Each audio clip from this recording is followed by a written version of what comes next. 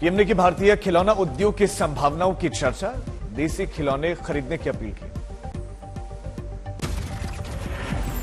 मुंबई में शिवसेना नेता संजय राउत के घर पर पहुंची ईडी की टीम, हो रही है पूछताछ, 3 टीमें जांच में जुटी। पात्र चावल घोटाले को लेकर हो रही पूछताछ, ईडी का दावा सहयोग नहीं कर रहे संजय राउत। मनी लॉन्ड्रिंग का है आरोप, पहले भी हो चुके हैं सवाल, 1 जुलाई को 10 घंटे हुई थी पूछताछ। 1034 करोड़ का बताया जाता है मामला, राउत के करीबी सहयोगी भी शामिल। 20 और 27 जुलाई को राउत को समन भेजा गया था। राउत का बेगुनाही का दावा, ट्वीट करके कहा कि साहब की कसम खाकर कहता हूं कुछ भी गलत नहीं किया, बाला साहेब ने लड़ना सिखाया है।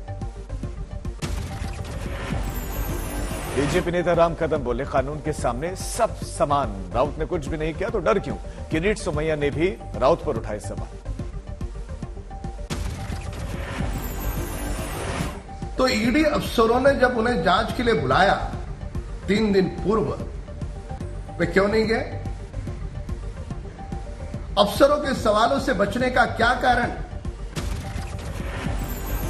अब संजय राउत को अपने भ्रष्टाचार का, माफियागिरी का, दादागिरी का हिसाब देना पड़ेगा।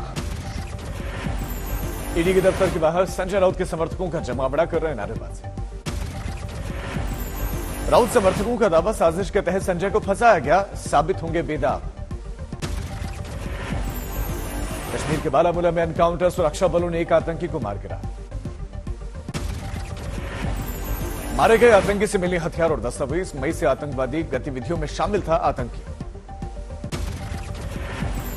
कल भी बारामूला में हुआ था आतंकी ढेर, आज के एनकाउंटर के बाद से जारी है सर्च ऑपरेशन। बारामूला एनकाउंटर में सेना का एक कुत्ता भी मारा गया, जवानों ने माला चढ़ाकर आखिरी विदाई दी। बारामूला में कल के एनकाउंटर में घायल हुए थे 2 जवान और एक पुलिसकर्मी, बनेगाम में मुठभेड़ हुई थी। संभल में 4 लोग गिरफ्तार, कांवड़ यात्रा रोड पर पशु काटने की रच रहे थे साजिश। नोएडा में सोसाइटी के 12वें फ्लोर पर एसी में ब्लास्ट से आग, पूरा फ्लैट खाक। फायर ब्रिगेड ने कड़ी मशक्कत के बाद बुझाई आग, कोई हताहत नहीं। 15 अगस्त के मद्देनजर पुलिस विभाग को खुफिया इनपुट मिला, लुधियाना में कड़ी की गई सुरक्षा। पुलिस थानों के बाहर लगाए गए जाल, सरकारी संस्थानों की बढ़ाई गई सुरक्षा। दादरी के अस्पताल में शराब पी रहे थे कर्मचारी, सोशल मीडिया पर वीडियो वायरल। नोएडा में बदमाशों के साथ पुलिस का एनकाउंटर, 3 बदमाश गिरफ्तार। मुंगेर में गरम मसाला कारोबारी की हत्या का मामला सुलझा, अवैध संबंध के फेर में हुई थी हत्या। कानपुर में बर्थडे केक बना आफत, केक खाने के बाद 8 बीमार अस्पताल में किए गए भर्ती।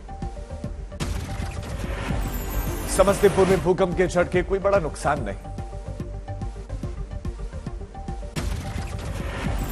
भारी बारिश के चलते ऋषिकेश बद्रीनाथ हाईवे पर लैंडस्लाइड, रास्ता बंद, गाड़ियों की लंबी कतार लगी। कई जेसीबी से मलबा हटाने का काम जारी, लोगों को दिक्कत है। पिथौरागढ़ में बादल फटा, धारचूला में आवाजाही में दिक्कत। 2 अगस्त तक उत्तराखंड में भारी बारिश के आसार, जारी किया गया अलर्ट। देहरादून, नैनीताल, पौड़ी, टिहरी, चंपावत में होगी भारी बारिश, पिथौरागढ़ और बागेश्वर में भी झमाझम बारिश के आसार। राजकोट में राखी की जोरदार तैयारी, ज्वेलर्स ने लॉन्च की सोने और चांदी की राखियां। मदुरई में भारी बारिश के बाद से हालात खराब, मंदिरों में घुसा पानी। जम्मू में भारी बारिश के बाद घर ढहा, 2 लोगों की मौत। कोटद्वार में बारिश के बाद सड़कें जलमग्न, पानी से गुजरने की मजबूरी। नागपुर के स्कूली बच्चों की खास पहल, सैनिकों को भेजे गए 2 लाख राखियां।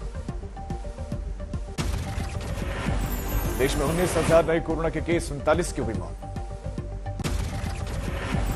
तिरुपति में छात्र गिरफ्तार, आईएसआईएस से संपर्क में था।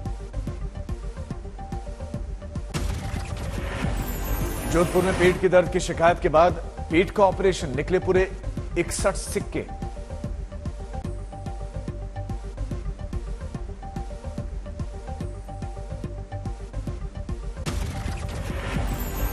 पूर्व आरबीआई गवर्नर रघुराम राजन का विवादित बयान, मोदी सरकार को किया आगाह, अगर मुस्लिम समुदाय से होता रहा दूसरे दर्जे के नागरिकों जैसा व्यवहार तो आंतरिक दरार पड़ेगी, होगा बंटवारा।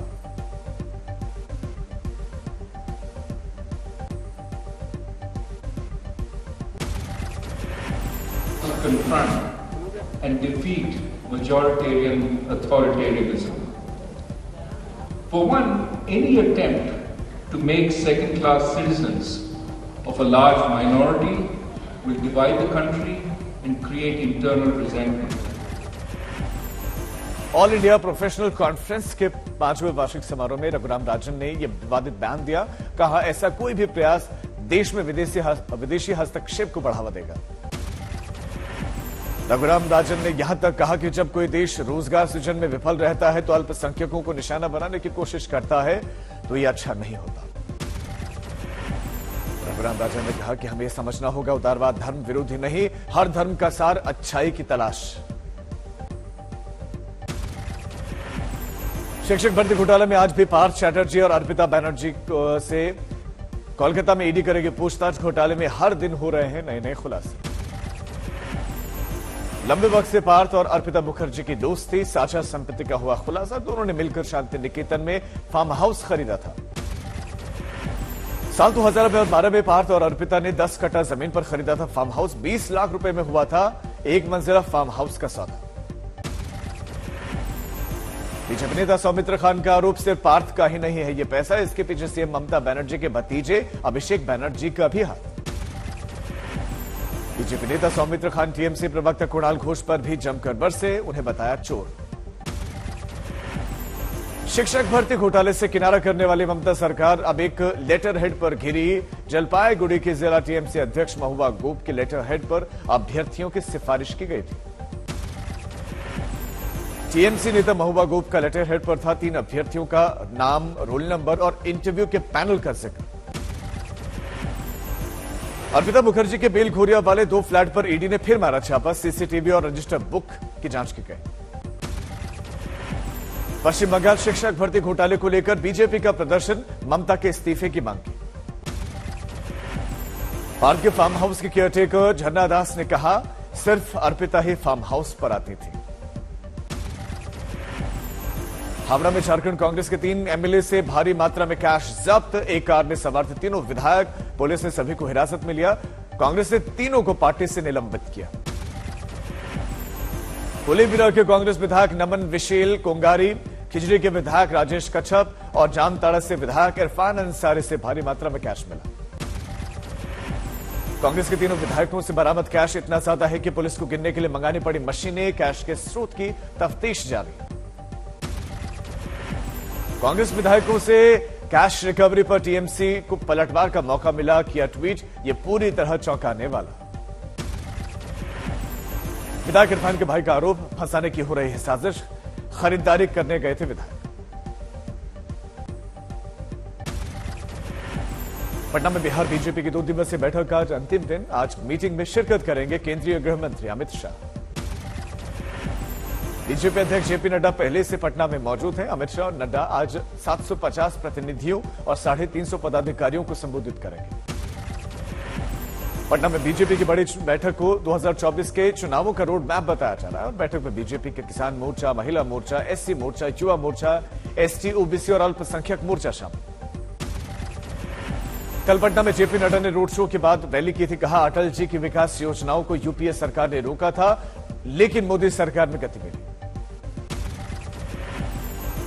अटल जी के आने के बाद 10 साल यूपीए की सरकार ने प्रधानमंत्री ग्राम सड़क योजना को रोकने का काम किया, उसको फिर से तेजी दी तो नरेंद्र मोदी जी ने दिया। ये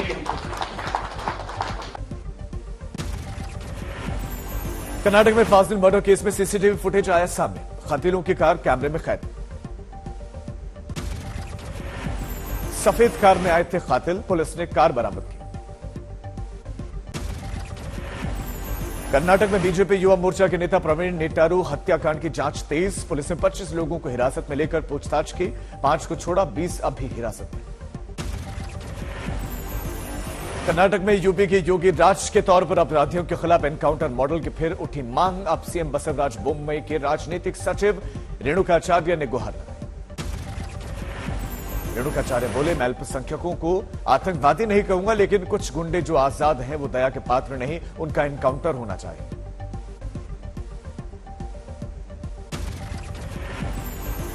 कर्नाटक के सीएम बसवराज की प्रवीण के परिजनों से मुलाकात को कांग्रेस ने बनाया मुद्दा, सीएम पर धार्मिक भेदभाव का लगाया आरोप। कांग्रेस विधायक यूटी खादर का आरोप, सिर्फ प्रवीण के परिजनों से सीएम की मुलाकात और मुआवजे के ऐलान ने मुसलमान अब से नाराज, मंगलुरु में शांति सभा का बहिष्कार किया। दिल्ली में सर्वधर्म सभा में बोले एनएसए अजीत डोभाल, कुछ लोग माहौल खराब करने की कर रहे हैं कोशिश। दिल्ली में एनएसए डोभाल की मौजूदगी में मुस्लिम धर्म गुरु बोले, सरतंज से जुदा नहीं है हमारा नारा, पीएफआई को बैन करने पर सहमति बनी। बिहार के कुछ उर्दू मीडियम स्कूलों में शुक्रवार को साप्ताहिक छुट्टी पर भड़के केंद्रीय मंत्री गिरिराज सिंह, कहा यह शरिया कानून लागू करने की कोशिश। चित्रकूट में बीजेपी के क्षेत्रीय प्रशिक्षण कैंप का आज आखिरी दिन, कई मंत्री करेंगे शिरकत। दिल्ली में शराब नीति पर केजरीवाल सरकार का यू टर्न, फिर लागू होगी पुरानी पॉलिसी, 1 अगस्त से अमल में होगी। दिल्ली में पुरानी पॉलिसी की खबर उड़ते ही शराब की दुकानों पर लगी लंबी लंबी कतारें, एक पर एक फ्री का ऑफर खत्म होने से पहले ही शराब लूटने की होड़ मची। महंगाई के खिलाफ कांग्रेस ने एक बड़ा प्लान बनाया, 5 अगस्त को महंगाई और बेरोजगारी को लेकर राष्ट्रव्यापी विरोध करेगी। गुजरात मॉडल पर छत्तीसगढ़ के सीएम भूपेश बघेल ने साधा निशाना, कहा इस मॉडल से गरीबी और बेरोजगारी बढ़ी। इंदौर पहुंचे केंद्रीय मंत्री कौशल किशोर ने भी कर्नाटक में एनकाउंटर पॉलिसी का समर्थन किया, कहा यूपी की तर्ज पर हो अपराधियों का एनकाउंटर। उज्जैन में पुलिस ने 3 घंटे की मुठभेड़ के बाद एक कारोबारी को अपराधियों के चंगुल से छुड़ाया, कारोबारी और कुछ अपराधी जख्मी। जोधपुर में पेट दर्द के बाद एक युवक का ऑपरेशन हुआ, पेट से निकले 63 सिक्के, मनोरोगी है युवक। व्यापम मामले में 5 आरोपियों को 7 साल की सजा, इंदौर की विशेष अदालत का फैसला। दिल्ली में 24 घंटे में कोरोना के 1333 नए मामले आए सामने, 3 लोगों की मौत, पॉजिटिविटी रेट 8.39%।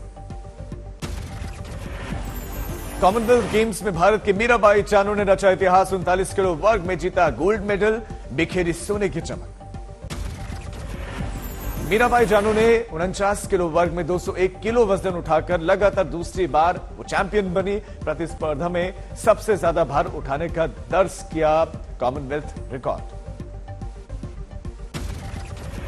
जो बहुत खुश हूँ और मैं थैंक यू बोलना चाहती हूँ कि पूरा इंडिया का जो भारतवासी उन्होंने बहुत प्यार दिया है, मेरे लिए प्रे किया है, तो मैं उनकी वजह से मेडल जीत पाई हूँ, गोल्ड मेडल। कॉमनवेल्थ गेम्स में वेट लिफ्टिंग में एक और कमाल, 55 किलोग्राम वेट लिफ्टिंग में भारत की बिंदिया रानी ने जीता सिल्वर मेडल। देश की बेटी बिंदिया रानी ने कॉमनवेल्थ में कुल 202 किलोग्राम वजन उठाकर सिल्वर मेडल अपने नाम किया। अपने प्रदर्शन से बेहद खुश नजर आई बिंदिया रानी ने देश की जनता का आभार जताया। I am so feel very happy. मेरा फर्स्ट लाइफ के लिए सिल्वर मेडल आया, इसके लिए मैं बहुत खुश है। भारत के संकेत महादेव सरकर ने 55 किलो वर्ग में सिल्वर मेडल जीता, 248 किलो भार उठाकर संकेत ने भारत को बर्मिंघम कॉमनवेल्थ में पहला पदक दिलाया था। भारत के वेट लिफ्टर गुरुराजा पुजारी ने 61 किलोग्राम वर्ग में कांस्य पदक जीता, 269 किलो भार उठाकर यह पदक अपने नाम किया।